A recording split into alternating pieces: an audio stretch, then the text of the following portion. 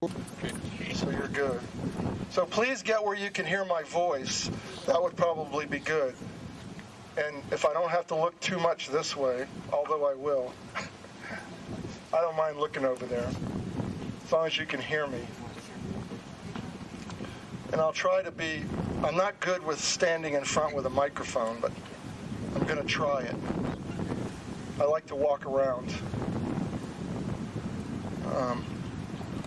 Because it's an emotional thing for me to do this. And I really am honored that you all are here, I especially in such a hallowed ground as remembering those service members from all other wars, because I think appropriately what this mission is about is reaching back to all wars as well as the present and beyond. And I think that's very important. And I'm going to tell you a little bit about how I got here and why I'm here and why I think it's important that we continue this vision. You may have seen the RV behind the trees over there. If not, you might want to go by and take a look at it. It's kind of the message of what I'm doing. And then we're going to honor one particular family today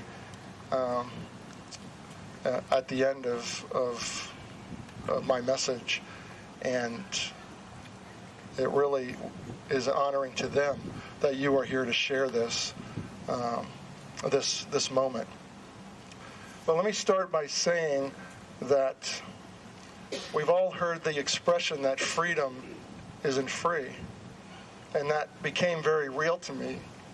And I also have to back up and apologize because this is a very emotional topic for me, and so forgive me if I lose my composure a time or two through this, because it is I'm not the marketing man. This is what's a part of me. And so what I share is my heart. And that's why I read nothing, because it comes from where I am. But that phrase, freedom isn't free, became very real to me when on December 30th of 2005, I got a knock at the door from two uniformed soldiers who brought to me those dreadful words: "We regret to inform you that my son had been killed the day before by a sniper's bullet in Fallujah, Iraq." To use the term devastation isn't big enough, because there isn't a word that can describe the emotions of that moment and what is to follow. And I thought to myself, first, certainly they've come to the wrong house. Or maybe he was wounded and they just came to tell me that I need to go somewhere. But of course, that wasn't the message. I was never going to see his face again, and I would never hear his voice. And I thought to myself, do I want to live one more day? Because he was my best friend. And I started to go through the processes of grief that many have gone through. But one of those processes took me on a different journey, and that journey was a journey of remembering. And I began quickly to search the house for anything I could that would bring one more day of memory to me. Photographs, emails, videotapes. I had fortunately videotaped his life from when he was a child until he was a teenager. So I tried to find those. I found a scrap of paper that he had written a grocery list on. I found a couple of letters that he actually writ me from basic training, because, they're not allowed to use any electronic media when they're in basic. So he was forced to actually handwrite a letter. And I had that, and it meant the world to me. But that process comes to an end, because there's only so many drawers you can open, and only so many closets you can open. And my son was married and had 2 children. And he had a life of his own. He was 25 years old when he was killed. And I thought to myself, certainly his friends will have stories. So I wanted to reach out and find out, are there any other pictures that I hadn't seen? Are there any stories that they had that they could share his life to me? And that came to an end. And then I realized, wait a minute, he was serving in the United States Army. He was training with his buddies. They would have stories. And so I went to them and I tried to find out anything I could about how he served and how he did his job, and were they proud of him? What did he have for breakfast that morning? How did he do his job? But I will tell you that those that were with him are not very forthcoming. It's a very difficult thing for someone who is with your son or with your daughter or with your husband to come forward and face you, at least not right away. And so you may get one or two that come forward, and maybe years later some others. But it's not something that you can hang your hat on in terms of happening. And then I realized that he died for his country. And that's the part that really started to stick with me. Because, you know, we all walk around in freedom every day, doing whatever we want to do because of the men and women that sign that blank check, which the price is up to and including their own lives. But very few people understand what that price really is and what that price means. And I wanted to know how America remembers. And I began a search for that because, you know, I just wanted to embrace it. I wanted to hold on to it. I wanted to be comforted by it. But I will tell you what I found in my search were wonderful memorials like this. My son's name on a wall in San Francisco, or in Richmond, or in Illinois. But they weren't public symbols. Those were monuments built by veterans, funded by veterans, for veterans. And I thought, well, the general public, how often are they going to get to Washington and see the Vietnam Wall? Or to see that beautiful World War II memorial that was just recently constructed? I don't know what percentage, maybe 5% of the nation might get there. That wasn't what I was looking for. And then I kept seeing that phrase, support our troops, with the yellow ribbons. We've all seen it. We probably have it on our cars. And I looked at that, and I'll tell you, I had yellow ribbons. I have 7 trees in front of my house, and I had a yellow ribbon tied to every single one of them. But you know, after he was killed, and this is my personal testimony, so I can't speak for anyone else, but to tell you that when I saw that phrase after he was killed, it meant nothing to me, because he was a troop. He was out there. I was supporting him, and he didn't come home. And I thought to myself, where was his tribute? Where was something that identified his sacrifice? Because yes, we need to pray for the troops. We need to support the troops, absolutely. But there is a total picture to that, because the troops are all of them. Whether they come home or whether they're still out there, that is the collective group of troops. And there was no message for the fallen. And I started to attend the funerals of those that were killed after my son. Unfortunately, there has been many in the state of Virginia. And as I began to speak to those families, I met other families from previous generations, from Vietnam, from the Gulf, from Korea, from World War II. And I began to hear the same cry over and over from each one of those families. The same thing continuously. Please don't let this have been in vain. And please don't let them be forgotten. That was the only two things that I would ever hear. And I thought about that long and hard, because the in vain part brings a lot of hurt to a lot of people, especially from those wars that were unappreciated, such as Vietnam, Korea, the Forgotten War. But then I realized that this country is still free. This country, the greatest nation on earth, is still providing the help to countries all over the world. And we still have not been conquered on our own soil.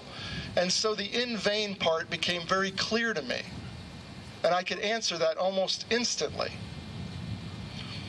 As long as that American flag flies freely above our land and above any soil of which it's planted, then no sacrifice will ever have been in vain. Because the purity of what we do is what shines forth. You cannot politicize that. And I won't let anybody politicize it. And I'll tell you that the parents and the spouses that have lost so much over the years will tell you it makes no difference how or where they were killed. At the end of the day, they're not coming home. You can't make politics out of that. We all want to think and believe and be proud of our loved ones, regardless of that circumstance. And as I was attending the funerals, I would see the POW flag flying everywhere. I don't know, is there one here? Behind you. I would see the POW flag flying everywhere, and I thought to myself, what an honor, what a wonderful tribute it was to have a flag for those that were captured or missing, that needed to be remembered. And the government actually adopted this symbol, this military symbol, and made it a public symbol. I thought to myself, there were nearly 57,000 that died in Vietnam. Where was their flag? Where was their tribute? That became the precedent for my thought that the fallen need a flag. And why? Because if you look around at all the flags in this circle, there are flags for everything in this country. Everybody seems to have a flag or an emblem or an icon that identifies them. Everybody. We have a U.S. flag, but with 50 stars. Yet every state has their own flag. That's kind of arrogant, isn't it? Every branch of the service has their own flag. Every ship in the Navy has their own flag. Every unit in the Army has their own guidon of some sort. Everybody has a symbol that identifies who they are and what group they belong to. And my contention is that the only reason we can fly any of these flags is because of the men and women that have sacrificed their life throughout history. Why don't they have a flag? Why don't they have a symbol that when we look at it, we identify with the price of freedom? And that is why I am here to introduce, if you haven't seen it already, the Honor and Remember flag.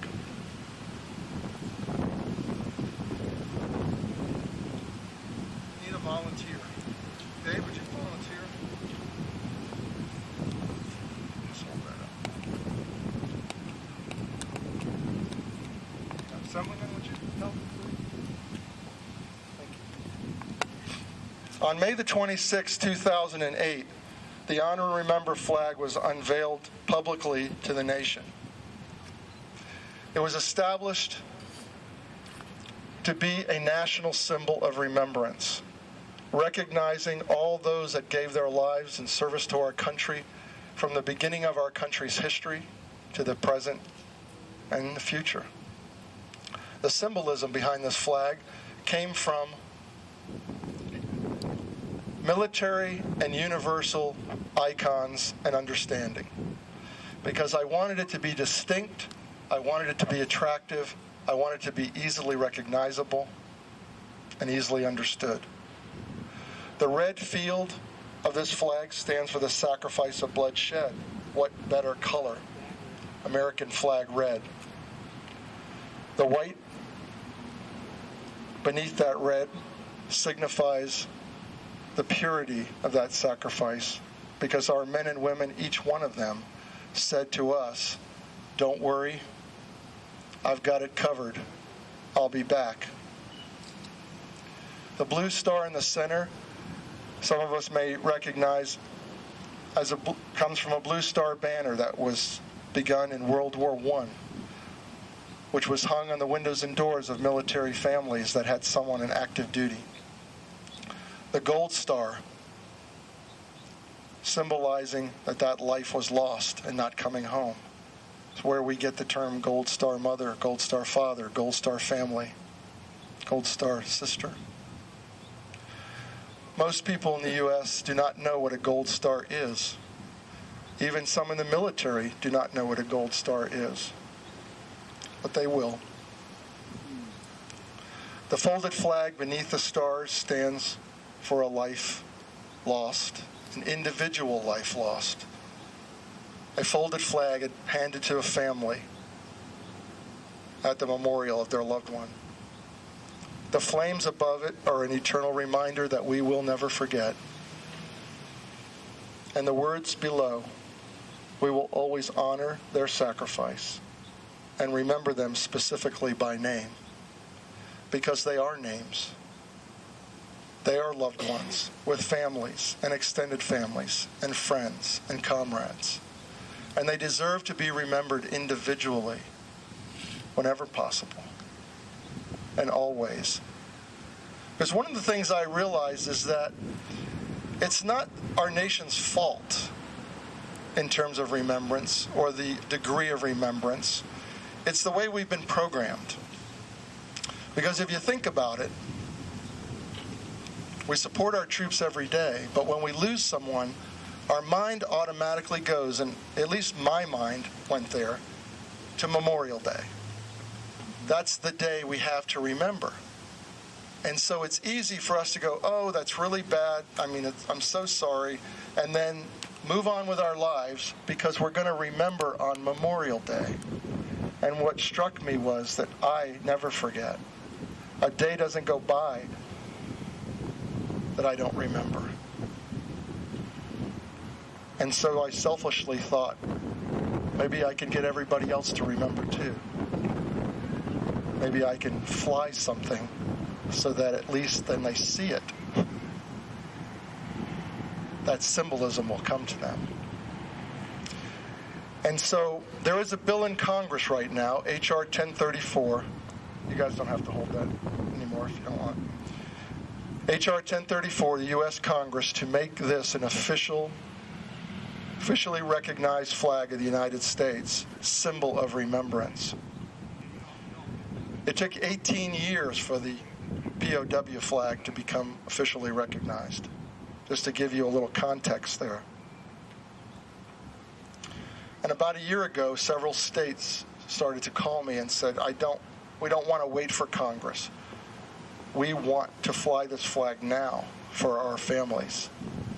And one by one, they began to call me. And by January of this past year, I had about 6 or 8 states that were writing legislation. And I thought, this is a very slow process for them to come to me because I don't have a very big staff, very small handful of people that are helping me. And I thought there's no way of reaching out to the whole entire country without a journey. And I thought to myself, well, I'm going to step out and plan to reach all 50 states in a short amount of time, and to bring this message everywhere I can, as quickly as I can, and to leave as many people knowledgeable as to what needs to be done and the importance of this in every state. This is my 38th state. I've traveled over 18,000 miles already since June the 7th. been able to meet with governors, lieutenant governors, Medal of Honor winners, adjutant generals, many, many legislators, many, many veterans, and many, many Gold Star families. And I will tell you that in the 38 states that I've been in, that I have gotten a commitment from every single state that this flag would be flying. I have 12 more states to go, and I will conclude this journey, this phase of this mission, in Arlington Cemetery on November 11th, Veterans Day, where many of our sons and daughters and husbands are buried. I began at Dover Air Force Base, where they come home, and I will end where they are laid to rest.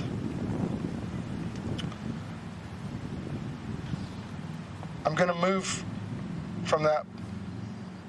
That's the history. But I will tell you that my heart goes back to what I said about honoring and remembering each individually by name. Because really that is what means the most to me. Many of the Gold Star families, I hope all of the Gold Star families, receive gifts of many varieties. Quilts, photographs, paintings, many, many things in tribute to their loved ones. And when I began this, I thought, what could I give as a gift? I wanted to give a gift because I thought it would help with my healing process.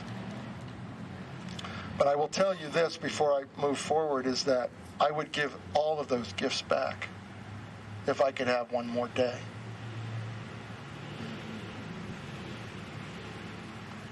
And the biggest thing I could think of was this flag. To get something flying in this country that would honor them. Not just those that gave their lives, but the families that were left behind. But even that wasn't enough because it wasn't personal enough. And I thought and I prayed, what could I do? What could I do? And it came to me that this flag could actually carry a personal message. It could be a personal gift. And when that came to me, I decided and vowed to myself that I would, as the heartfelt part of my mission, try to present to every family who has ever lost anyone in this country with a personal thank you. And that became my heart. And in the last 2 years, I want to say fortunately or unfortunately, I have been able to present nearly 300 flags. Now that doesn't put a dent in the thousands of families that have suffered and sacrificed just from these conflicts alone. Not to mention that my goal is to reach every generation that has immediate family. And so I tell you that today, that as we make a presentation, is this family any more special than any other family that is here or that I will meet? Absolutely not. Every family is as precious, and their loss is as significant as any other family. And I let you know that because every family will be reached, either by my own hand or by those within the state themselves. So if we will do this, we do this with this family as a representation of the families of this state, and in hopes that this will catch fire and others will be able to be honored as well. And so I would like the Gonzalez family to come forward, please. And everyone can come.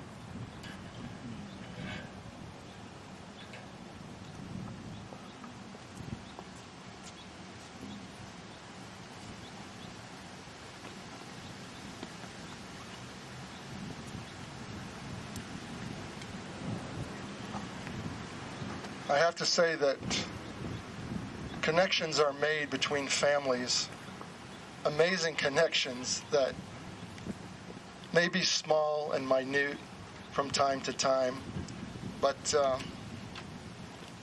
we hold on to them because as we meet, we become family. And the families here will tell you that it sucks. It genuinely sucks. And it's not a club that anybody wants to join. But I will tell you that it's got the greatest members of any club I've ever been a part of. And I'm honored for that. Because my son did bring me to a larger family. And that's a debt I can't repay. But our sons are both named Tony. And they both died in December. Their Tony, December 28th. My Tony, December 29th. Different years. But you know, those small connections are still meaningful.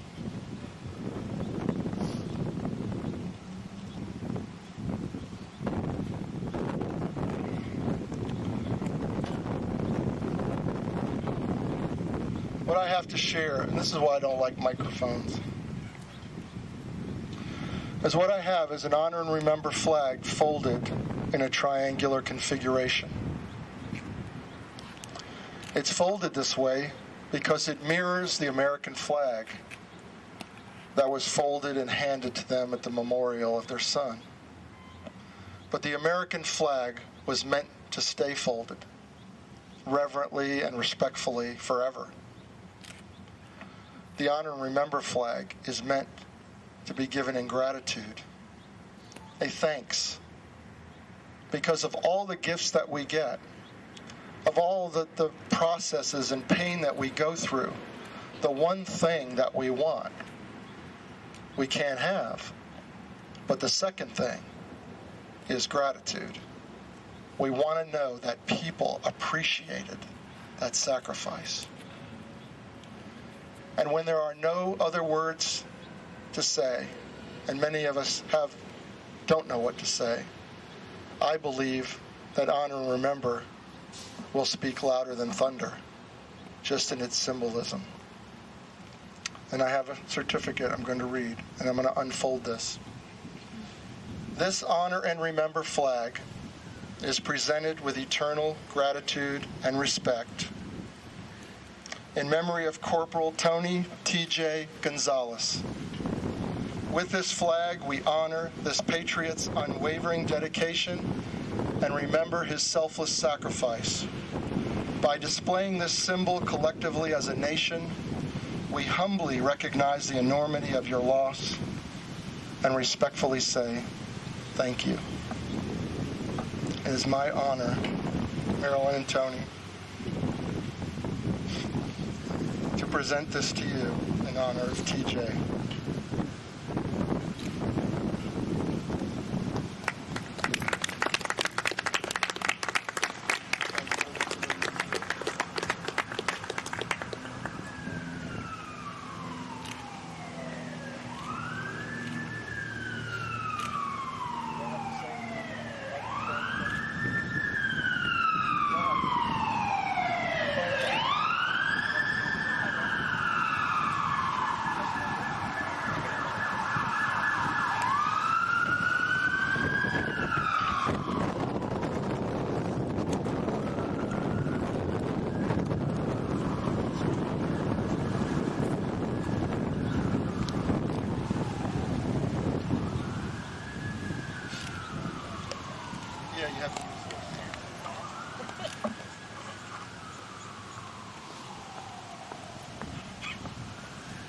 I just want to thank George for starting this and thank every family here for their extreme sacrifice.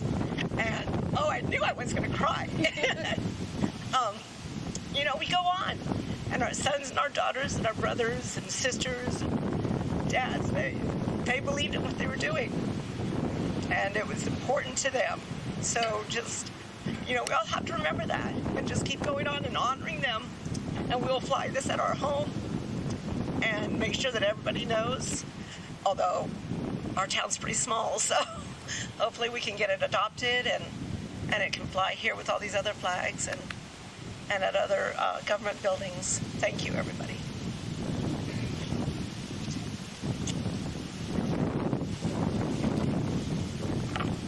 That's really all I have to say.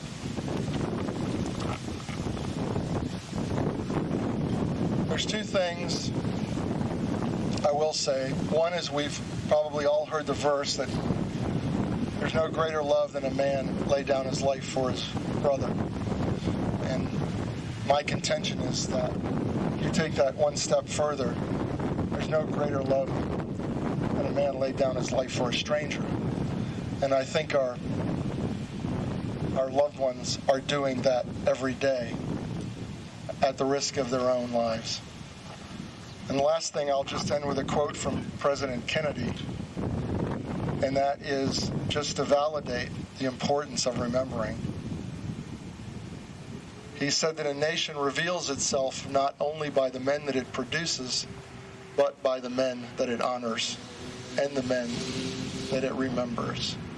And I thank you, and we have a hot dog social up in Roseville, if anyone's interested. And I'll be here for a few minutes. But thank you so much for being here. I know I've met there's several Gold Star families here, and probably since you don't know them, if you are a Gold Star family member, would you just please raise your hand so people would recognize and honor you today? Thank you. Let's please. Thank you very much, and God bless you guys. Tony, can we get all the Gold Stars, go up there and get a picture together? No?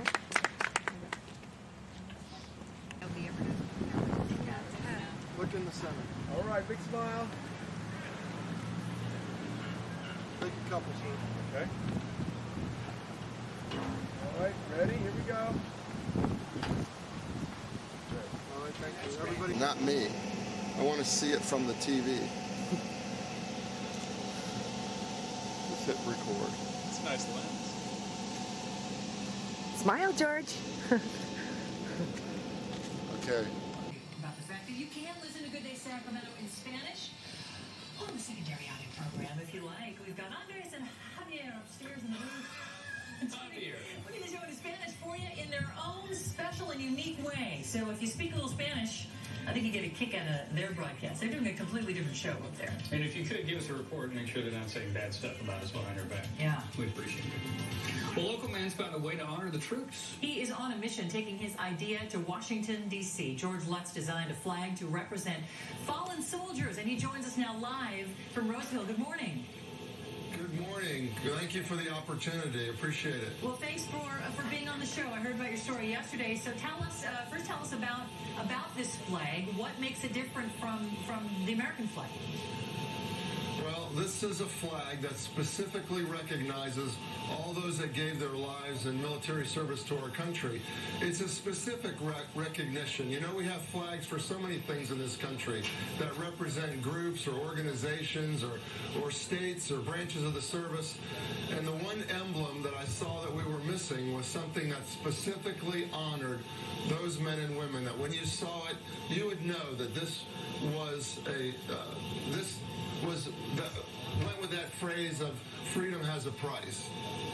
Do us a favor, open up the flag and show us the design that you have there. It didn't kind of explain the different symbolism between the colors and the star and everything. Yeah. Absolutely. This is the Honor and Remember flag that has a red and white field. The red field stands for the sacrifice of blood shed for our country. The white field below, the purity of that sacrifice. The blue star in the center started in World War I when a blue star banner was hung on windows and doors of military families that had active duty loved ones. The gold star in the center is where we get the term Gold Star family. That signifies that loved one, that service member had lost their lives. The folded flag below is universal. We all understand as a life lost, a flag handed to a family at the memorial of their loved one. the flames above it are just eternal flames that recognize that we will never forget. Great. And speaking of that, the whole reason you did this flag was to honor your son. Tell us about George Jr. Yes, my son, we called him Tony, was killed in Iraq at Fallujah in December of 2005.